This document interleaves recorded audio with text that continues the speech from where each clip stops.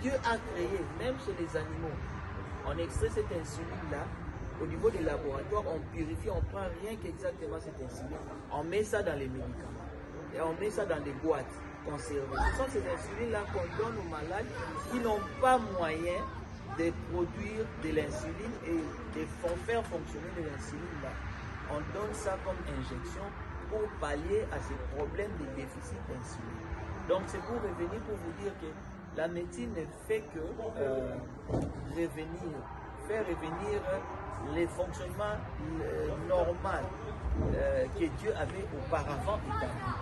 Mais du moins, je ne vais pas me voiler la face pour dire, il y a aussi, aujourd'hui avec l'évolution, il y a des principes et de la volonté des patients qui vont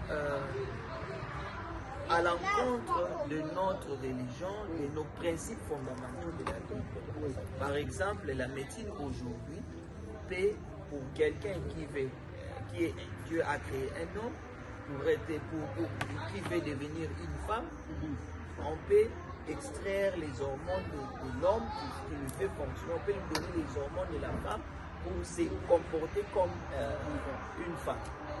Là, c'est aussi, la médecine peut faire ça, mais par rapport à nos croyances, nous chrétiens, nous ne pouvons pas aller à l'encontre des principes fondamentaux.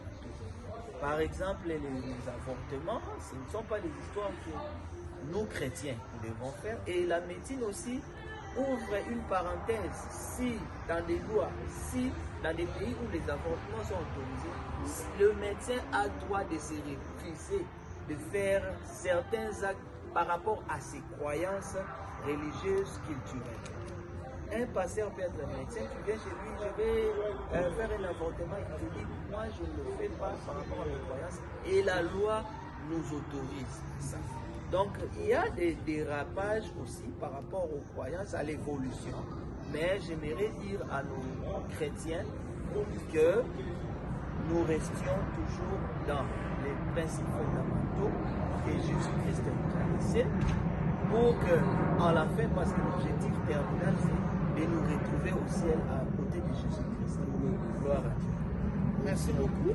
Merci, docteur. Je suis très béni quand j'écoute le Fabrice de nous expliquer.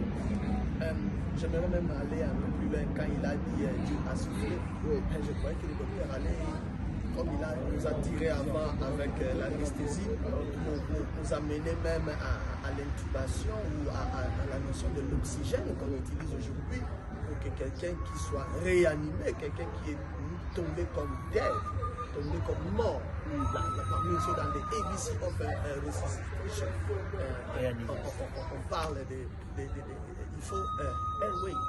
Donc il faut des voies aériennes, il faut lui donner de l'oxygène pour que quelqu'un vive encore. Et c'est ce que Dieu a fait dès le commencement. Donc merci beaucoup, Dieu merveilleux. Mais alors, pour rentrer à ce qu'on était en train de parler, j'aimerais peut-être, vous avez posé la question, mais j'aimerais un peu poser la question pour essayer un peu d'élargir la vision des choses. Bien sûr.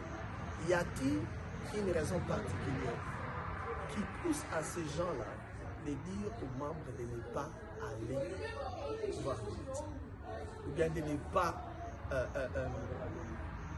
s'associer ou bien faire bénéficier de la médecine? Bon, je vais quand même expliquer avant de répondre à la question là. Et il y a un aspect que j'avais oublié de mentionner.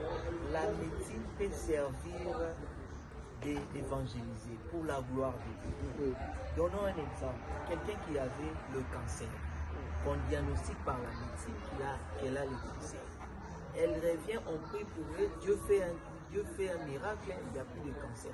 Mais pour prouver qu'il n'y a plus de cancer, on se sert de la médecine, revenir faire le même examen et les résultats, la preuve, que voici la preuve, j'avais le cancer, et voici la preuve, le laboratoire, j'ai fait différents laboratoires, ont prouvé que je n'ai plus de cancer.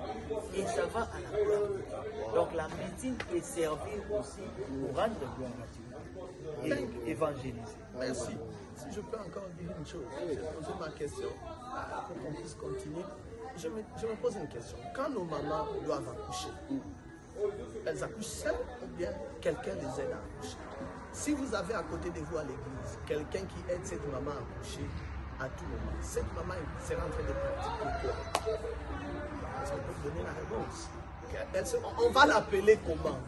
Cette maman qui va aider ta femme à accoucher, une autre femme à l'église veut accoucher, on l'amène chez une maman. Une autre femme veut accoucher, on l'amène chez une maman. Cette maman-là qui a la notion d'aider les femmes à accoucher.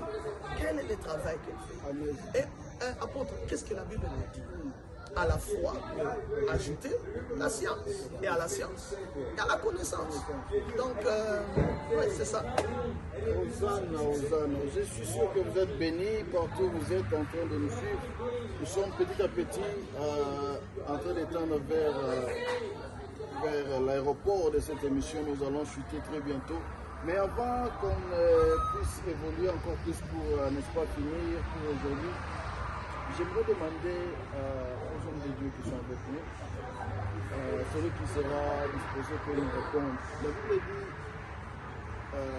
deux ne peuvent faire chemin ensemble s'ils ne s'accordent. Qu'est-ce que vous pensez sur